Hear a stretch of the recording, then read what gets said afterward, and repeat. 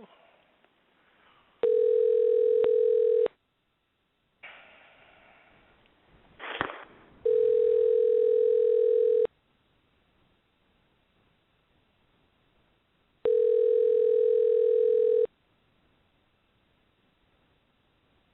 Musonia Music School. Kelle Rhoads. Yes. Kelly, how you doing? It's Bay from Totally Driven Radio. We are live on the air. Live on the air from Philadelphia. We are in Philadelphia, yes, sir. I wouldn't trade you weather. You know, I wouldn't trade you. I wouldn't trade you your weather back there. My co-host is actually in Arizona, and we were just talking at the beginning of the show, and he was like, "Yeah, it's like 73 degrees here." I'm like, "Yeah." I woke up this morning, it was 1 degree. Wow. I just can't imagine that. Actually, I toured northern Canada and Newfoundland. Newfoundland was really a trip. And even though it was in September, it was already getting really cold. And then after that, I came home for a little while, and then I went to Mexico.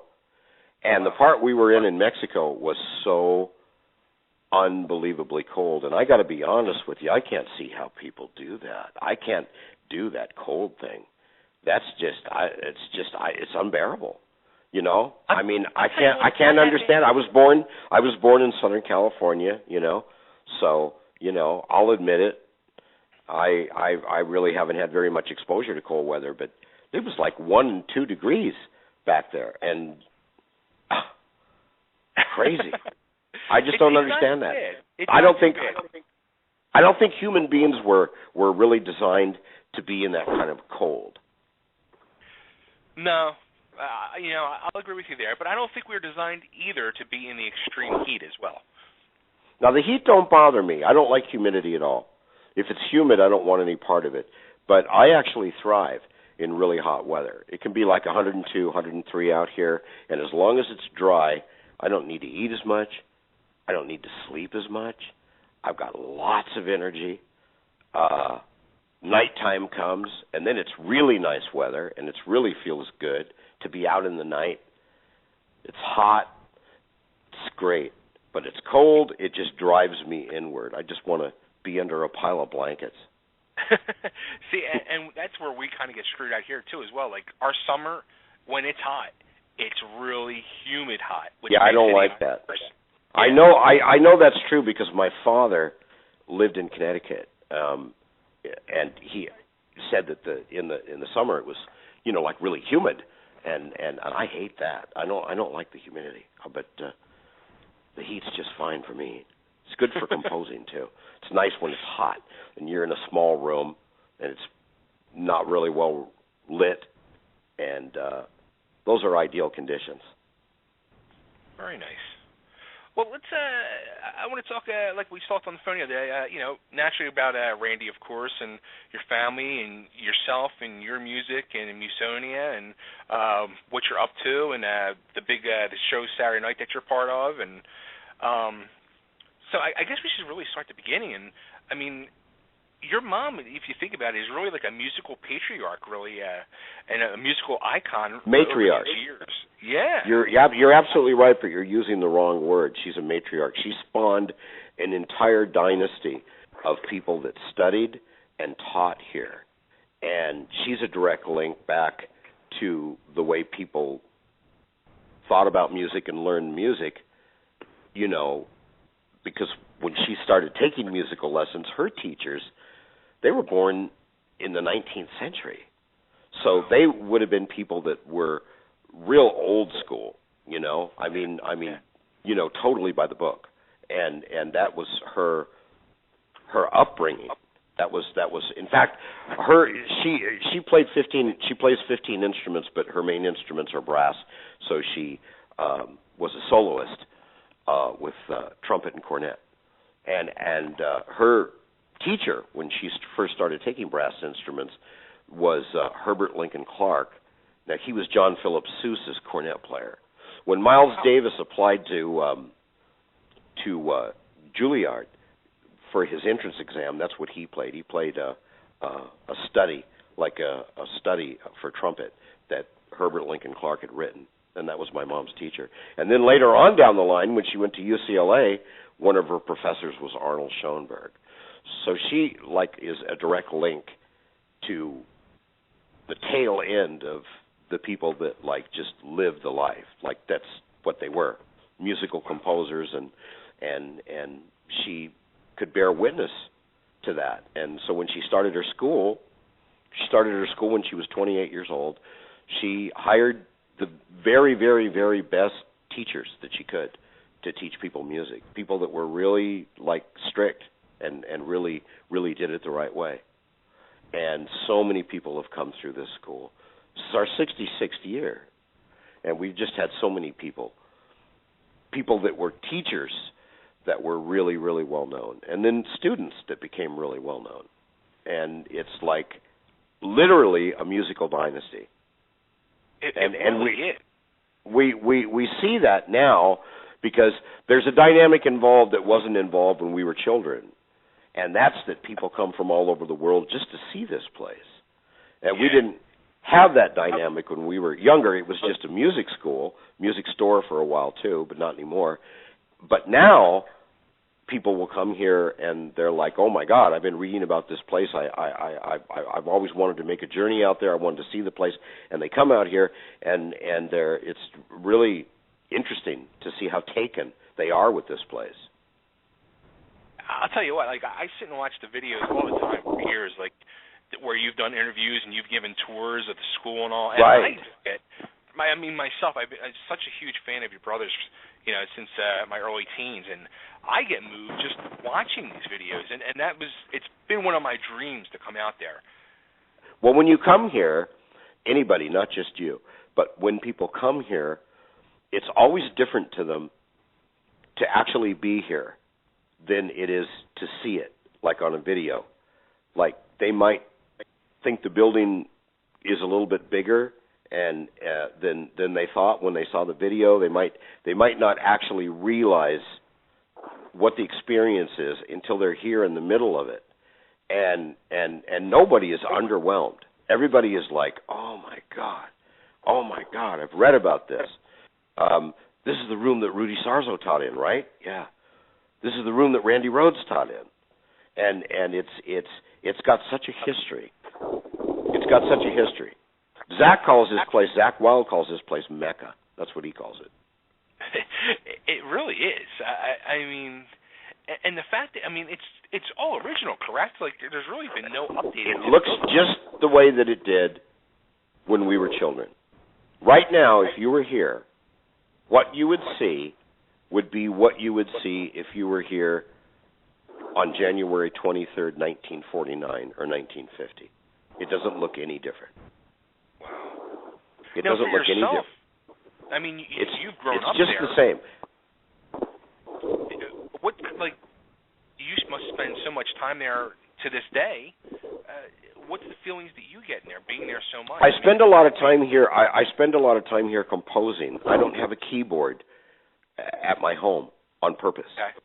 The only thing I do at home is listen to playbacks, and I'm getting more and more and more involved in hardcore classical music, like what people used to say. They used to call it serious music or long hair music. Okay. And I will come down here and use this place simply to compose, and then when I'm home, I'll only listen. I won't, and by doing it that way, I don't doodle. I don't walk up to the keyboard and just play a bunch of unnecessary stuff, nervous stuff. When I come down here, I have something in mind to accomplish, work on a particular part of a piece or change it or something like that. So it becomes kind of like a true workshop, like somebody that would go and leave their house and go someplace like a cabin and write or paint. And that's what this place is to me. It's kind of like a musical sanctuary. There's got to be a lot of emotion. So many memories through the years going back to your childhood from that place. There is, and people can feel it. people will come here and they'll comment to me. They'll go, there's some kind of a vibe here. And also, there's another thing that's really interesting, and many people have witnessed this, so they can vouch for me, but the room that my brother taught in is much, much colder than the rest of the school. And at times it's freezing. You can see your breath in that room.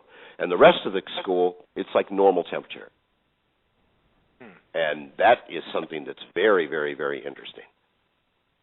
Now, does it ever get to be times where, and I'll tell you that from me personally, like, it really took a lot for me to contact you to do this, because I've felt this way over the years. Like, there's been so many people that have come to you and your family through the years and have wanted to, come and see Musonia or meet you or your mom or sister, and I felt like I don't want to bother them. You know what I mean? Well, here I can shed some light on that, and I think you'll see it in a new way too. I think that people are always worried how somebody will react when the reason that you're coming here concerns the demise of somebody's relative. I mean, it's kind of a weird thing to base a relationship on. Maybe a relationship isn't such a good word, but like to base a meeting on. It's like you're always wondering whether we're thinking, oh, here comes another prick that's going to remind me my little brother's dead. Right. I can tell you that we don't look at it that way. I can tell you that the way that the family looks at it, which is why we embrace people and why we do let people come here and take all the pictures they want. We'll sign memorabilia. We'll be more than happy to talk to you. The reason that we do that is real simple, because that's what Randy did. Right. If you came here and I wasn't here and Randy was here, he'd probably not only jam with you, but if you broke a string, he'd give you one of his, and if you were hungry, he'd take you out to dinner. He was just an incredibly kind, generous, a real, true prince of a human being. And so we do that to honor him because that's what he would do. Now, am I always in the mood for people to come through here and ask me all kinds of questions? No, I do it, but I'm not always in the mood to do it. Sometimes I'm in the mood to do it. So I have to kind of gear myself up for it. I kind of have to mentally get ready. Tomorrow I have a bunch of people coming from Canada. I have to kind of think about that. And I have to also think about the fact that this is their first time here. This is going to be a big thing to them. They're going to remember this. They're going to take pictures of it. They're going to show their friends. They're going to talk about it. They're going to tell their kids about it. They're going to tell their kids about it, and their kids are going to tell their kids that their parent came here when people in the Rhoads family were still alive. And that's going to be a real big thing for a lot of people. So what I have to do, because sometimes, like I said, I'm really not in the mood, what I have to do is I have to look at the bigger picture and try to put myself in their shoes. This is important to them. They really look forward to this. They probably wanted to ask us if they could come here many times, and they said, no, I can't. I feel weird talking to them. I can't do it. And then one day they get up enough courage and they make that phone call, and then we say, yeah, okay, when do you want to come?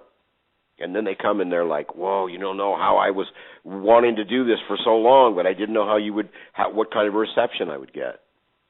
Yeah, and honestly, I'll tell you what, I was out in California only once back in '98, and I was out in Hollywood for a weekend, and I wanted to so bad, and I couldn't bring myself to do it. I just I don't want to bother them. I felt weird, and I hear that. I hear that a lot. I don't know whether I don't know how to react to that, except to say that once people do come here, once they do meet us, once we talk to them, they can see that, oh, I had nothing to worry about.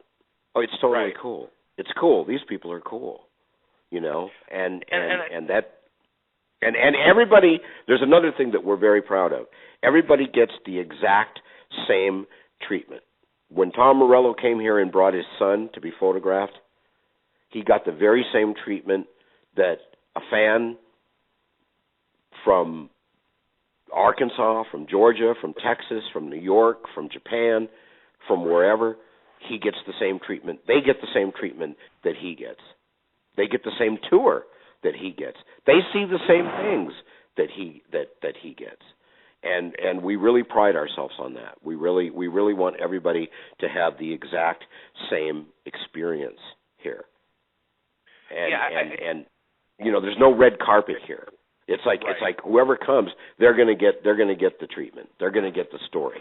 They're going to be able to ask questions. Now, what we do get a real lot is people come here, and I invite them to ask me questions, you know, and they can't think of anything, and then they get home, and then they email me or they call me, and they go, dude, when I got in my car, I had 1,000 questions.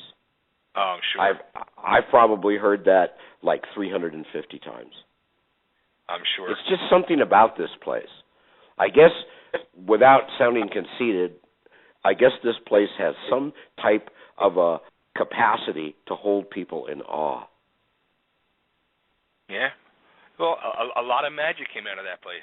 A lot of magic came out of here. I recorded my last record here. We used 2 different grand pianos in 2 different sections of the school. We set up a control center in the lobby, and we ran cables and microphones all through the school. And we didn't just record the pianos. We recorded the pianos the way they sounded in other rooms and mixed that with the sound of the pianos. And that was a real satisfying thing for me to get to do, because I always wanted to record here, not just write here. Now, what made you venture into the world of classical? I mean, you've came from, you know, that hard rock world yourself back in the 80s with your own band that you had, Rhoads, and now I have to admit it. Being a singer in metal bands got me all over the world, and it was good at first. I liked it, but then after a while, the business side of it, and I'm sure you've heard this before, it just got to be too much. It was just too much. It wasn't fun anymore. Right. None of it was fun. Whereas when I first started doing it, I started out as a drummer.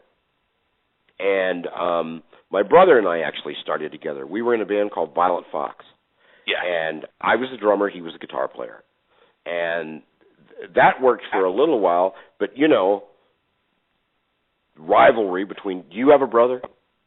No, I have a sister. Okay. You have a sister. Did you always get along? We don't get along to this day. Well, as a matter of fact, I found out this morning she deleted me off of Facebook again. Deleted you off of Facebook? Well, isn't that a mighty fine fuck you? Isn't that the ultimate FU? Well, you know, that's kind of what happened. I mean, you know, Jesus, I love my brother. I loved him then, but we didn't get along so good in a band together. So he just started, you know, forming bands and hooking up with people, and that eventually led to Quiet Riot. And what I did was I took kind of a different route. I got a job at Capitol Records at that tower that you see. Oh, wow. When you see pictures of Hollywood. And that was probably the greatest 9-to-5 gig I ever had in my life. I learned so much. I got to meet so many people. I got to see so many things. It was just unbelievable. 1973 was a great time to work for a record company. It was a great time because I was a mailboy. Okay. I went to all the departments. Nice. And it was a great experience. Well, then what happened was, you know, I started to kind of miss the music thing, and I got back into it. But when I got back into it as a singer. And that was good for a while, but like we just discussed, I got really sick of it, and it wasn't fun anymore, and it was all just fighting and dealing with bullshit and dealing with people that just fucked up people, and I didn't like it. Right. So I made my second great attempt to escape the music business, and it didn't work. And when I got back into it, I had an epiphany one day. I was laying in my bed, and I sat bolt upright, and I said, oh, my God, I've been on the right highway, and I got off on the wrong exit. I should be doing full-on, hardcore piano music. I should write piano music for the pianoforte. And, you know, my mom was the first to say, yeah, Why don't you do that? You never made any money doing rock and roll. You'll never make any money doing that. So, yeah, sure, go ahead. You know, maybe after that you could play the tuba in the desert or whatever. And I said, no. I like being a drummer and I love being a singer, but this is what I need to do. Came to it a little bit late in life. I've been doing this now for about 15 years, so I came to it a little bit late in life. But for me, it's everything. Everything. Now, the show I'm going to do on Saturday, I'm singing some old Quiet Riot stuff. So I'll get up there, I'll put the top hat on, and I'll be the rock star, and I'll run around and do the whole thing. Fuck, I got a great band backing me up, too. We had a rehearsal the other day. The drummer's Brian Tichy from Foreigner and from Whitesnake. The bassist is Rudy Sarzo, and the guitar player is Jeff Young from Megadeth. Nice. Oh, my God. You know, I mean, that's like power. What a delight to be backed up by people like that. That was great. Yeah, it's incredible. But it still doesn't come close to the way I feel about the piano. Did I discover it late in life? Yeah. But at least I got to discover it. At least I got to find out what really motivates me and inspires me. And, 3 records later, almost 4, fourth one comes out probably in June, I'm doing it. I wish I'd started doing this way long time ago, but at least I'm doing it, and I'm living it, and I love it. I love it. Now, I saw, is one of the albums like a musical tribute to like the Titanic or something? Yeah, it's weird how that came about. I didn't set out to do that. That story found me, and this came out before the movie. So I wasn't trying to do it because the movie Titanic was real popular. I was composing a piece of music, and all of a sudden, what happened was the entire story of the Titanic inspired me. Not just the voyage, but the plan, the building. When they built that ship, they had to rearrange and rebuild part of the shipyard because it was so huge. They had to actually build things so that they could build the boat because right. Something like that had never been built before. So the maiden voyage, and the ship's demise, that was something that really inspired me. And I wasn't even thinking about doing something like that. So the cover of the record, it shows a nightclub that's all torn down. There's no roof on it anymore. The seats are ripped out. It's totally trashed. It's ready for the bulldozer. But there's a grand piano on stage, and it's untouched. The grand piano is fine. It's pristine. But the rest of the whole thing, it's done. It's gone. You can see the steel girders. The roof is gone. The seats are gone.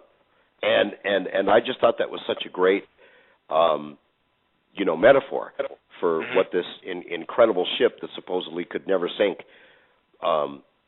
stood for. And this was the only time in my compositional life that something really came out of the woodwork and chose me.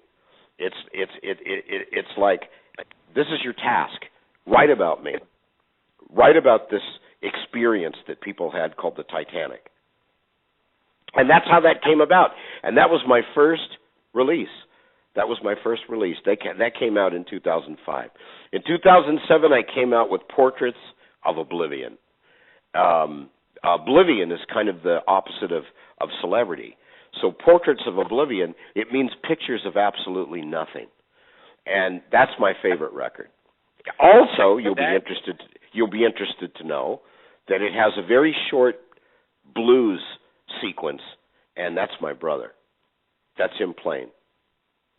I recorded him. I've seen that. I saw it. Yeah, I recorded him, sat on the recording, and then I released it posthumously. In fact, we wrote a whole piece of music to showcase it, and it's called the radio sequence, and what it is somebody going through the dial on an old-fashioned radio, and you're hearing little snippets of pieces of music I wrote that I didn't do anything with. They were just ideas that were never developed. And you hear that, and then you finally get to this blues thing, and it just rips. It's one of the most phenomenal blues solo I ever heard. It's valuable to have that because a lot of people are under the misconception that Randy blossomed and got so great when he went to work with Ozzy. Well, this proves that he was great back then too. Yeah. Oh, absolutely. You know, it's funny too. Like he just had it. You know what I mean? He just had. You see them old Quiet Riot videos, and I mean, you experienced all that stuff in person. But did people? Were you, like yourself included? Were you able to tell he just had it from an early age? Well, not right away. Not in my opinion. I always knew he was good. He was always good, but he just kept getting better and better, like exponentially. So you'd go see Quiet Riot. Quiet Riot was funny. There used to be 50, 60 people in front of the bass player, and in front of Kevin maybe there was 9. In front of Randy there was 400. Right. Randy's side of the stage, people were fanatical. They were nutty. There were people that insisted that they be right up against the stage, and if somebody else got up there, they'd knock them out of the way. They wanted to be right there at Randy's feet. Phenomenal thing to witness. It really was. And what's funny about that band is they got turned down by every record company. Nobody wanted that band. Right. Nobody wanted that band. Yeah, Randy was real loyal to that band. He was prepared to go down with the ship. And my mom's the one that made him join Ozzy. She said, nope, this is your chance. I can feel it. You're going. But I don't have any warm clothes. You're going. I don't have a passport. You're going. Everything that was an obstacle got taken care of, and he went there in the fall of '79, and the rest is history. That music is a high water mark for heavy metal. Were you a fan of Ozzy and Sabbath at all before he? Very much so. Very much so. When I was in high school, when I was a senior in high school, that Black Sabbath record came out, the first one, and I said, this shit is sick. It's great. I love this.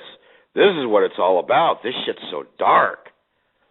Randy didn't see it that way. He didn't like the Black Sabbath at all. He didn't like that music.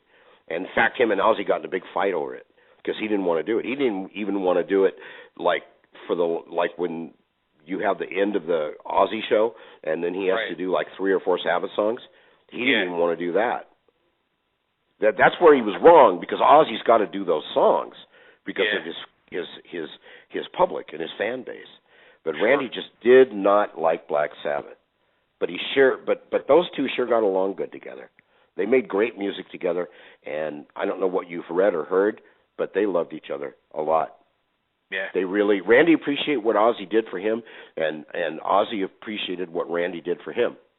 It was a very symbiotic and very mutual relationship with both of them. They both had what the other one needed at that time. Right. Now, there's been a lot of talk where people have, either written books or stories, and they say, Randy was not happy with the. Hold on a second. I gotta stop you for a second. Okay. Pardon me? Someone named Manuel. Manuel?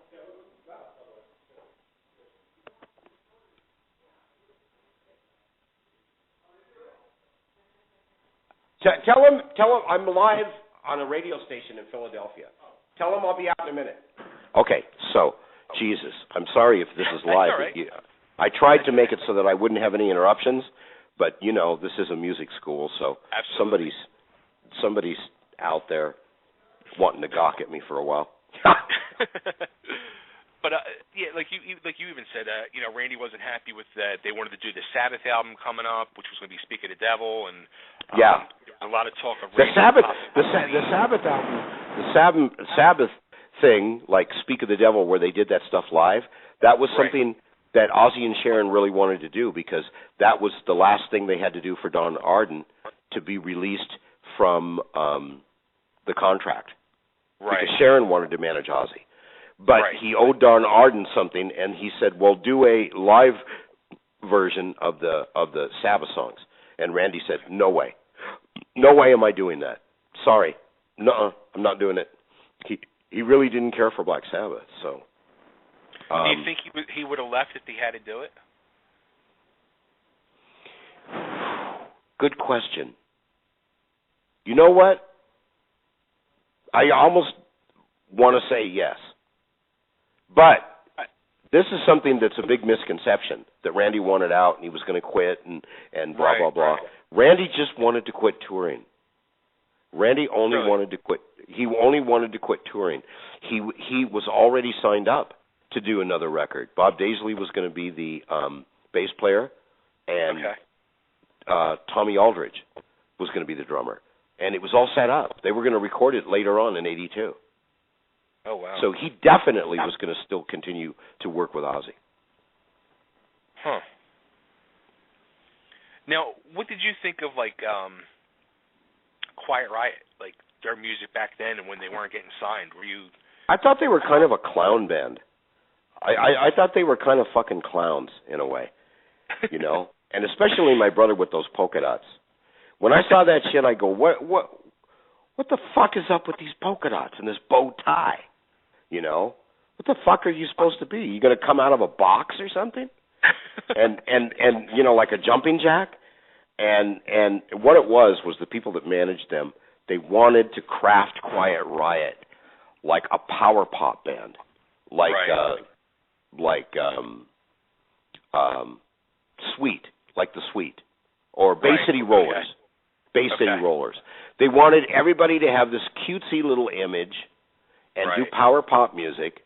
I mean, if Randy would have come up with, like, Over the Mountain or Diary of a Madman, they wouldn't have let him do it. They would have said, Quiet Riot doesn't do that kind of music. We have to be a power pop band. So, that being said, I always appreciated my brother's talent, but I thought he could have done a little better than that band. Now, that being said, it's weird because I'm probably one of the few people that do the really old Quiet Riot stuff live. That's what I'm going to do Saturday. I'm singing Back to the Coast and Killer Girls. And nobody, when we do these tribute shows, most people don't even know about that stuff, let alone want to cover it. Everybody lines up and they fight over doing Crazy Train or I don't know, or you know, Flying High Again, stuff like that. And they all, you know, that's what they bid for. So I do that really old stuff so that people can see, hey, Randy wrote this shit too. Randy did this too. This was early in his career. And it goes over real well. Real well. We were doing this shit at rehearsal the other day, and the people that worked for the rehearsal facility, they were like clapping, and it was like they turned it into a show, and it was just a rehearsal. Yeah, it was funny too, 'cause as a matter of fact, I think it was last night I saw on the page for the event for Saturday night, like a lot of the rehearsals, and it was showing, you know, everybody's got like the polka dot V's, and I was thinking, I was like, I wonder if, you know, 30 plus years ago, Randy would have thought that polka dot V would be so iconic, and so many. Oh, I'm sure he had no idea. But there's a couple of things that you need to know. First of all, Randy wasn't the first person to have a polka dot guitar. Buddy Guy was. And second of all, the people that made that guitar for Randy, they had made an identical guitar for George Lynch without the polka dots. And Randy tried it. He was good friends with George. And Randy liked it. So he said, who made this guitar? And George said, well, this is the guy. This is where he's at. Go see him. And so Randy had that guitar copied, but he had the polka dot thing put in. Now, did George take Randy's place teaching at the school when he left to go play with Ozzy? Okay. He was the first. He was the first person to take. Randy had a pretty big caseload by that time. He had between like 55 and 60 students a week. So he had a pretty big caseload, and he. My mom said, "Well, you're going to go work for Ozzy." Okay, well that's good. I think that's your destiny. What am I going to do with all these students? I don't want to lose 60 guitar students. That's a nice piece of our income here. So Randy said, "Give them to George Lynch." So my mom said, "Okay, set it up." And George was the first person. to come in and take over. And he worked here for a while, and then there's been, like a long succession of people that taught here. Some of them people I've worked with, some of them great. Steve Sonneborg taught here for a while. Steve Lavoie taught here for a while. You don't know who these people are because they didn't make it real big, but they nevertheless were really great players. Huh. Now, what's your opinion on some of the guitar players that played with Ozzy over the years? Like, my favorite's Jake. My favorite is Jake, and okay. of course, I love Zach. Zach's my other brother, and he'll tell you just as much. He'll say, Randy's a young brother, I'm the middle brother, and Kelle's an older brother. Kelle's an old brother. Father Kel. But that's what he would say. I've heard him say it.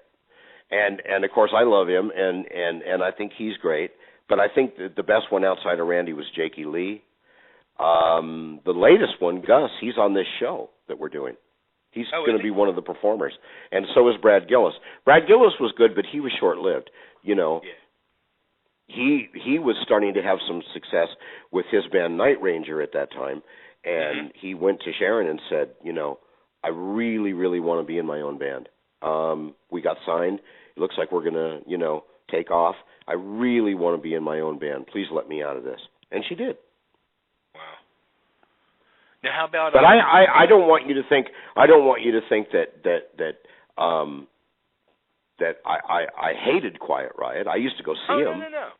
And I always liked watching my brother perform. But I always thought he could do better. And I always thought that some of the outfits and stuff like that, it's for clowns. They don't look like a rock band. They look like a bunch of fucking clowns. And, now, after a while, when Quiet Riot regrouped and came out with Mental Health, Jesus, what a turnaround. And Kevin's to be recommended for that. Because really the only band that he ever sang in his whole life was Quiet Riot. He believed in that band, even when no one did. Yeah, and look what happened. Right. To put it in perspective for you, and I don't think you realize this, but Quiet Riot sold as many records in 15 weeks as it took Ozzy and Randy's catalog to sell over 17 years. That's how many records Quiet Riot sold in 15 weeks. I'll tell you, and this is something I've said to myself since, the Mental Health album came out. I've always said when that exploded, I said that was Randy looking down on his former brothers and taking care of them. Well, the record's dedicated to him. Yeah. That record's dedicated to him. Mm-hmm. He was real close to Kevin. They were really, really, really close friends. Really close friends. They respected each other. Actually, we had an old friend of Randy and Kevin's and yours as well on the show actually last year who put a documentary out about Randy, Ron Sobel. Nah, he didn't put a documentary about Randy. That's bullshit. Here's what happened. He put out a picture book with pictures that he took. And he took those pictures, and they're good pictures, okay? And then, without our knowledge and without asking us, it so happens he put a DVD out that comes with a book. Right. And he's in with a bunch of people that I can't talk about. But I will say this much. They're no friends of the Rhoads family. Oh, okay. But this guy, all this guy was, during Quiet Riot, this guy was a short, little red-haired guy with a camera. And Kevin was smart enough to tell him, Ronnie, take a picture of this. Take a picture of this. Take a picture of this. And he kind of documented that band. And his book has those pictures. And that's great. But the DVD has got people talking about some stuff that's very interesting to me because a lot of it certainly never happened. It's interesting what people say in that. Really? Wow. But the DVD comes with a book. Yeah, because I have both. And the stuff in the DVD, some of the stuff that the people say in the DVD is pure horseshit. It's horseshit.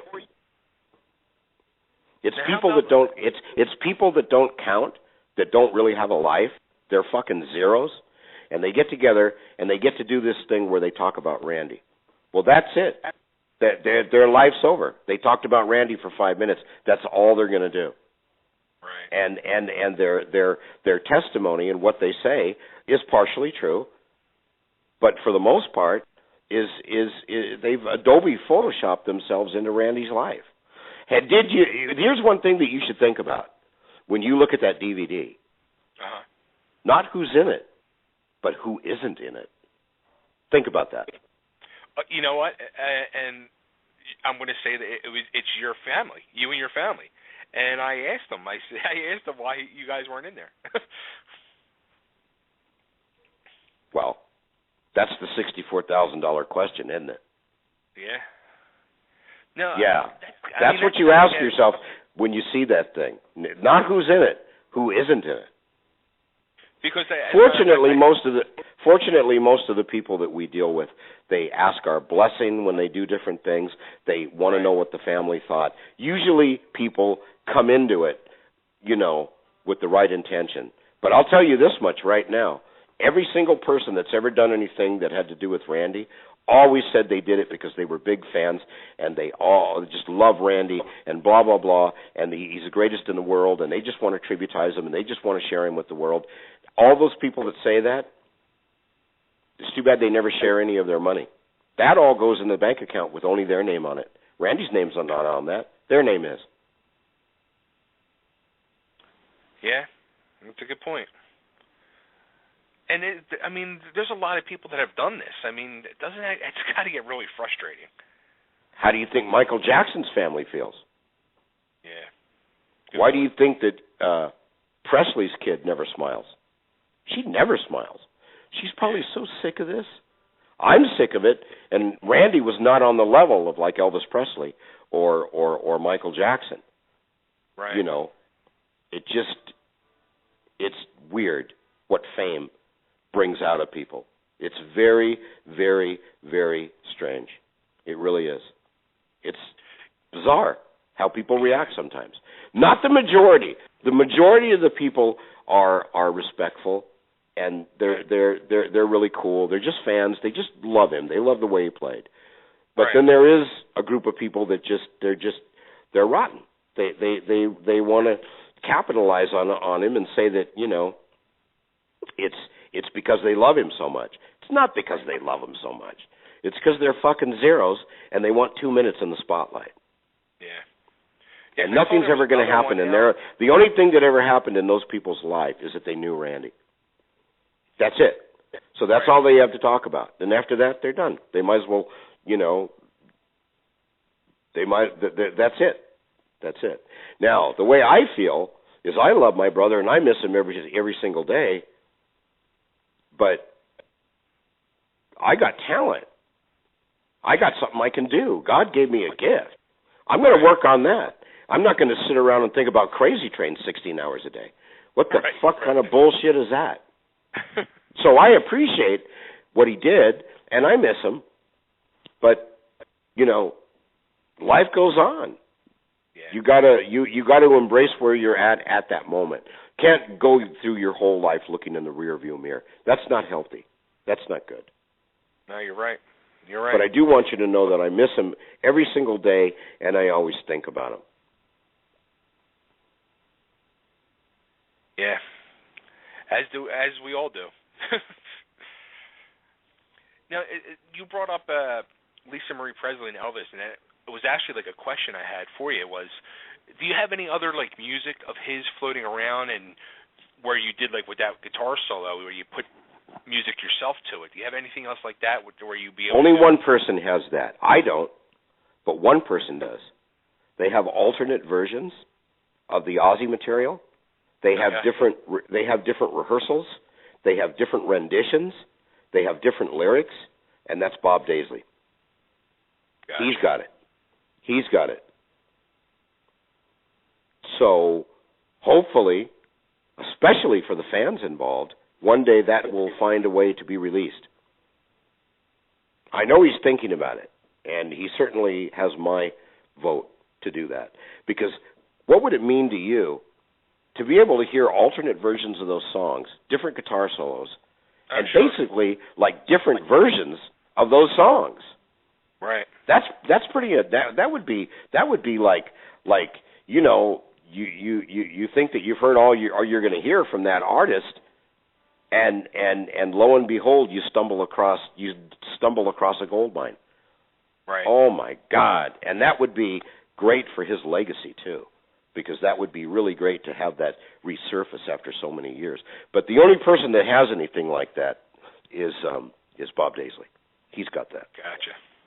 Yeah, because I was just thinking, it just when I saw the clip with that guitar solo that you had and you put your music to it, I was thinking to myself, like with the Lisa Marie and Elvis, how they like did In the Ghetto, where she did a duet with him and stuff like that. I thought to myself, that would be pretty cool if there was any other music you had floating around and you'd put like classical over top of it or something. I don't, but I'll tell you what, I did that for personal reasons, and the proof of that is that nowhere on that record does it say that it's Randy. I didn't do it to sell records. So I didn't even say on the record that it's Randy. And he's such an exceptional guitar player that when people heard it, they knew it was him. They knew, they knew it was him. They would tell me, you know what, you're not saying nothing, but I know that that's your brother. And it is. But at first, I didn't want to say anything because I knew what was coming. People would say, oh, okay, all right, he puts this out. He wants to ride on his brother's coattails. I'm probably one of the few people that really knew Randy that doesn't want to ride on his coattails. Yeah. That's true. Yes, it is. That's really true. Now, with your music, you said you have your fourth CD is going to be coming out soon, or you're working Fourth on CD is going to come out. I came out with Titanic Overture in 2005. I came out with Portraits of Oblivion in 2007. And I came out with Pride and Profanity, which is my best-selling one so far, in 2011. Now, in 2014, I'm thinking, well, maybe June, but I'll tell you what, it's the end of January now, and I haven't been able to work on it for a couple of months because of tour commitments and because of being out of the country, and I'm sure not going to get to work on it in the next week or so because everybody that's involved is real busy. So you got to kind of take into account that the stuff's mostly recorded, but the artwork takes more time than you think. A violin player or a cello, you want to use them, but they're busy, so you got to wait till they're free. So all this stuff. Now, it'd be great to have so much money that all I had to do was just book studios and pay people and go, this is when we're doing this, let's get this done in 5 days, boom, boom, boom. But it doesn't work that way. It doesn't work that way. And also, there's not a real lot of money involved in making classical music. So, a lot of it it comes out of my pocket, which is okay. That's all right. At least it gets done exactly the way I want it. Right. But Magnificent Obsession is supposed to come out, let's just say this year. It'd be great if it could come out in June, but I don't know if that's going to happen. Now, but I will try. Where can we get those at? You can get them at Amoeba Records, which I don't think you have back there, or somebody can simply send me a self-addressed envelope, put $10 in it, send me an envelope, and inside have your information. Put down where it's going to be sent. Send me $10, and I will send it out the next morning. And they send it to Musonia School of Music, 12111 Tierra, Valley Village, 91607. Cool. And they'll get their copy sent the next day. If they want my whole catalog, it's $30. If they want 2, it's 20. If they want 1, it's 10. Nice. Very nice. And I do that on purpose because I want to be responsible for all aspects of the CD. Not only did I write it, not only did I arrange it, not only did I contract the musicians, but I also package them, put them in envelopes, make sure that they're mailed because I mail them myself. Very nice. So I'm responsible for every single aspect of the whole process, and I like it that way. Now, Will I be able to always do that? Probably not. If things work out the way I hope, it will get to the point where I won't be able to physically do that. But so far, I've been pretty lucky. We'll get tons of orders, and we'll fill them, and then we won't get any orders for a while, and so there's a breathing point. And once in a while we sell out, but then we just make more. And nobody's not gotten their CD. If somebody sent me $10, they got their CD. If they send me money from overseas, it's slightly more money because you have to help me pay for the shipping if I have to ship your CD to Switzerland or to England. I'm not going to pay the whole thing. But in the continental United States, I pick up the tab for the shipping. Cool. I've sent a lot of CDs to Philly and to New York and to New Jersey and all back there. A lot of CDs, a lot of them, hundreds. Well, you'll be so don't be so surprised one day. Don't be surprised one day if you meet somebody and they say, "I got one of his CDs. I got one. I ordered it. I got it. He sent it, like he said." But that's how people can. So far, that's how people can get it. That's how people can get it. And they sell in stores like in Northern California, like around San Francisco. There's a bunch of little like mom and pop record stores and what we used to call head shops, and they sell it too. But that's out here. I don't have any kind of connections like that back where you are. Not yet, at least. Not yet. Not yet. Well, I could sit and talk to you all night, but we're going to probably get cut off the air in a few minutes. Okay. Well, I think we've had a pretty nice chat. I just want to say two things. I appreciate you sticking to your word. Most of it was about my music, and I appreciate that. And I just want to tell your audience, whoever is listening, if there's no music, there's no life. Music's the sound of life. Whatever kind of music you like, that fits something that you do and that you like in your life, and music is such an important thing. All the arts are, but music is especially important because it's the one art form that brings people closest to God. Beautifully said. Thank you. Beautifully said. That's a quote. And let me say this real quick before I let you go. One, I have a picture of your brother when he played the Tower Theater that I got many years ago from a friend who took the picture, and I've never shared it with anybody. Actually, I shared it with one person, and that was Ron Sobel. And I'm going to send it over to you as well. That's good. I've never wanted to put it out there and so I just wanted to keep it to myself. But I'm going to send it to you. And also, send it to me. I wanted to ask, how's your mom doing? She's doing well. She's hanging in there. She's retired from public life. She no longer comes down here, even though as a 28-year-old woman, this was her idea, her conception. She cooked it up. She designed the building with an architect, and for 1948 till 2009, she was here all the time, except when she had her kids and when she buried her youngest. But in 2009, she had to retire. She passed it over to me. Very nice. But she's good. Thanks for asking about her. Thank you. No problem. And the last thing before I let you go, can I just get you to cut a quick ID for me so I can use later? Sure. What do you mean by that? Cut. This is Kelle Rhoads, and you're listening to Totally Driven Radio. Hold on a second. I can do better than that. Cool. Are you ready? Go for it. Hey, everybody. This is Kelle Rhoads, and you are listening to Totally Driven Radio. Wow, that's the best one we've had yet. Use it. With my blessing. Use it with my blessing. Kelle, thank you so much. This has been an honor. It really has. Thank you so much for your interest. Thank you so much for your interest. I'm very happy and very grateful to you that you would call me and that you would ask me about myself and my family. And I want to say that it was a pleasure to be on your show. I would love to be a return guest if Absolutely. in the future you Absolutely. see fit to have me back. The door is always open for you, my friend. Thank you. That's exactly what I tell people at the end of each tour. I like that. I like that Very you say nice. that too. Very nice. We'll talk again. All right. Take care. See All you. right. You do the same.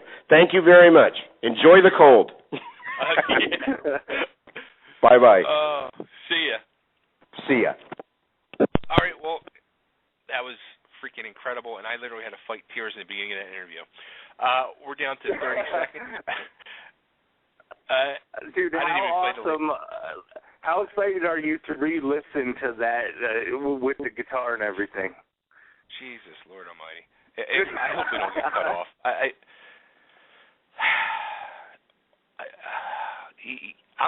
When I messaged you earlier and I said I'm about to cry, I really was. I mean, like I was fighting tears.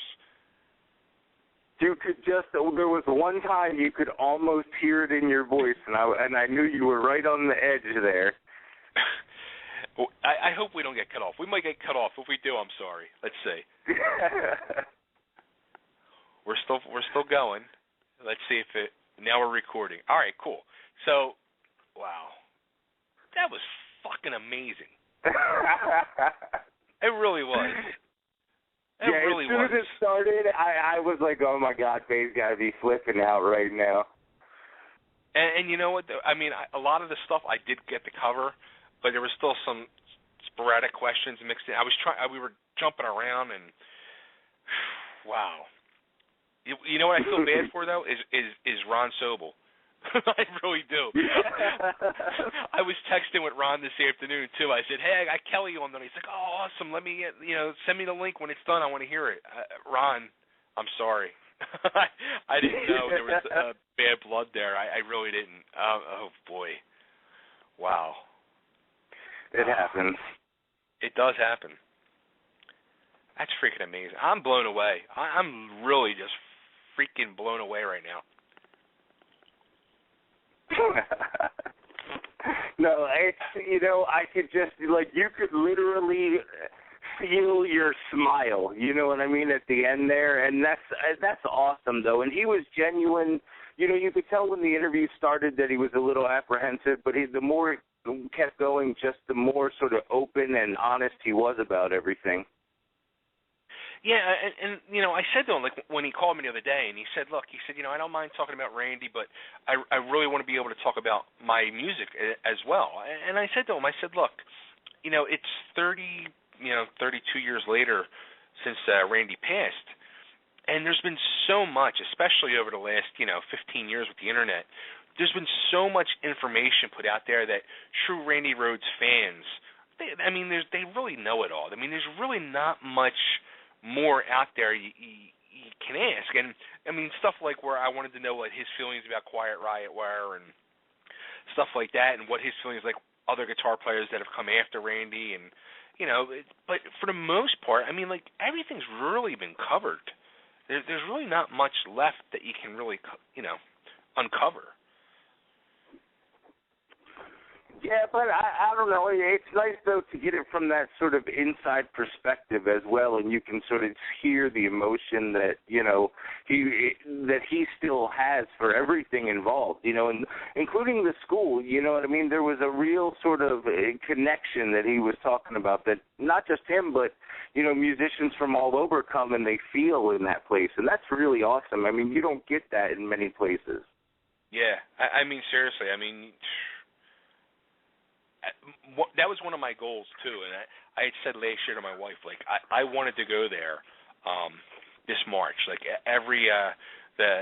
passed away March 19th, 82, and every year they do a thing at the cemetery at his it's like a mausoleum thing, where it's like a huge thing, like hundreds of people show up there every year. Wow. And the family shows up too. And they all get together and they talk and meet everybody, and it's become like a really cool thing. And I wanted to do that so bad this year. Their mom, she's like, I think she's like 92 years old now, 93 or something like that.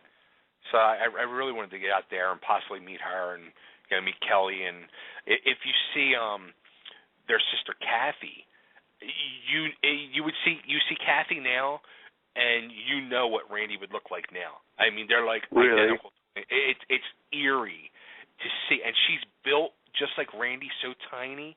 And the funny thing is, her shoes Randy used to wear on stage, and when she goes and does these like things and all, she'll wear those shoes. She'll wear the old shoes that she used to wear that Randy used to wear. Oh wow. Yeah, so it's kind of weird, because right away you see the shoes and you're like, oh shit. Wow. I don't know what more else to say. I really don't. Yeah. How are you gonna How are you gonna top that though? You know what I mean? How am I going to top that? Well, what I wanted to do and what my plan to do is, and then I'll fill everybody in now. I planned, hopefully, I wanted to do it for around that like March 19th date. I was going to put together like a big Randy Rhoads special, and that's a reason why I've been asking a lot of people in our interviews about Randy. Right. I was going to pull all these clips together and intertwine them together. So. That's pretty awesome, man. Yeah. You sound like that's it, man. You're exhausted. That was an emotional interview for you. I am spent. I'm exhausted. So actually, we're going to end this